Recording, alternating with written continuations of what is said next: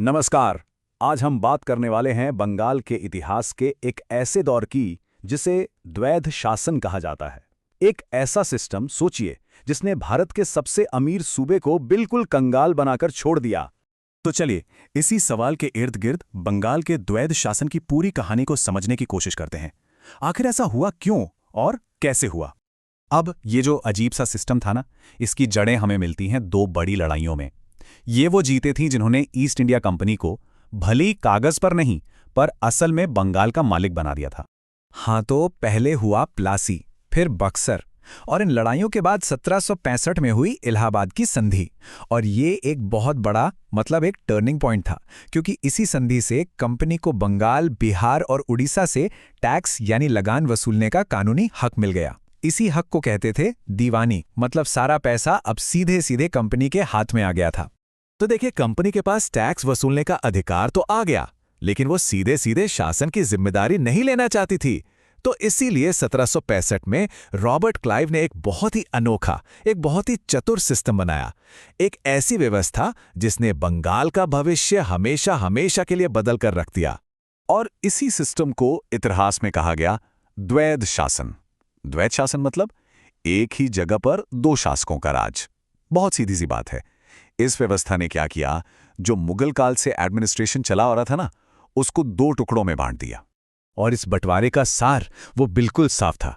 Company ने पैसे से जुड़ा सारा काम यानी दीवानी वो अपने पास रख लिया, और प्रशासन की जितनी भी जिम्मेदारियां थीं, जैसे कानून व्यवस्था देखना, न्याय करना, जिसे निजामत कहते थे, वो सब बंगाल के नवाब को दे दी। पर उसे चलाने के लिए एक पैसा नहीं दिया।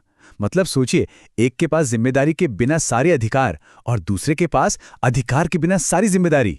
ये एक बहुत ही क्रूर खेल था। और हाँ, ये कोई गलती से नहीं हुआ था।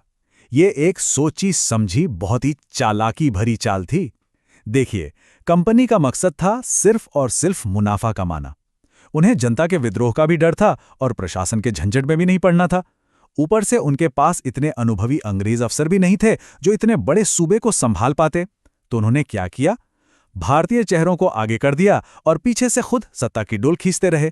अब ऐसी अनोखी लेकिन खतरनाक व्यवस्था का नतीजा क्या हो सकता था? जाहिर है, विनाशकारी। और हुआ भी वही। बंगाल के लोगों को अराजकता, लूटपाट और एक ऐसे भयानक अकाल का सामना करना पड़ा जिसकी मिसाल इतिहास में बहुत कम मिलती है। वो बंगाल जो कभी भारत का सबसे अमीर और सबसे खुशहाल प्रांत माना जाता था, अब पूरी तरह से बर्बादी के कगार पर खड़ा था। खेतीबाड़ी चौपट हो गई, व्यापार ठप पड़ गया और पूरा सामाजिक ताना बाना बिखर रहा था। मतलब अर्थव्यवस्था का तो दम ही निकल गया था। और इस तबाही का सबसे भयानक चेहरा सामने आया 1770 के अकाल में। एक तरफ लोग भूख से मर रहे थे और दूसरी तरफ कंपनी वो बेरहमी से अपना टैक्स वसूले जा रही थी। नतीजा, बंगाल की लगभग 1/3 आबादी 1/3 या तो मर गई या फिर इलाका छोड़कर भाग गई। ये एक बहुत बड़ी त्रासदी थी। मशहूर इतिहासकार के.एम. पणिक्कर ने इस दौर के बारे में जो कहा है वो बिल्कुल सटीक बैठता है। उन्होंने इसे कोई शासन नहीं बल्कि सीधे सीधे डाकुओं का राज्य कहा था। अब ये सिस्टम इतना ज्यादा विनाशकारी साबित हुआ कि इसकी नाकामी को और छुपाया नहीं जा सकता था। जब बंगाल की बर्बादी की ये खबरें ब्रिटेन तक पहुंची तो वहां भी हल्ला मचा और कंपनी पर इस सिस्टम को बदलने का दबाव बहुत बढ़ गया। और फिर साल 1772 में एक नया गवर्नर बंगाल आया। नाम था वॉरेन हेस्टिंग्स, और उन्हें एक ही काम सौंपा गया था, इस पूरी तबाही को रोकना और इस गड़बड़ झाले को खत्म करना। वॉरेन हेस्टिंग्स ने आते ही कुछ बहुत ही डिसाइसिव, मतलब निर्णायक कदम उठाए। सबसे पहले द्वैध शासन को खत्म किया गया और कंपनी ने पहली बार प्रशासन की जिम्मेदारी सीधे अपने हाथों में ली।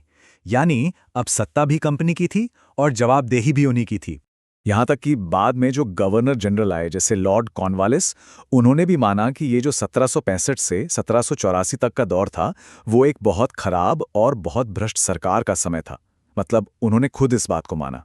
तो बंगाल के द्वैध शासन की ये कहानी हमें एक बहुत ही कड़ा सबक सिखाती है ना, कि जब भी सत्ता को जवाबदेही से अलग कर दिया जाता है तो उसकी कीमत हमेशा हमेशा आम लोगों को ही चुकानी पड़ती है।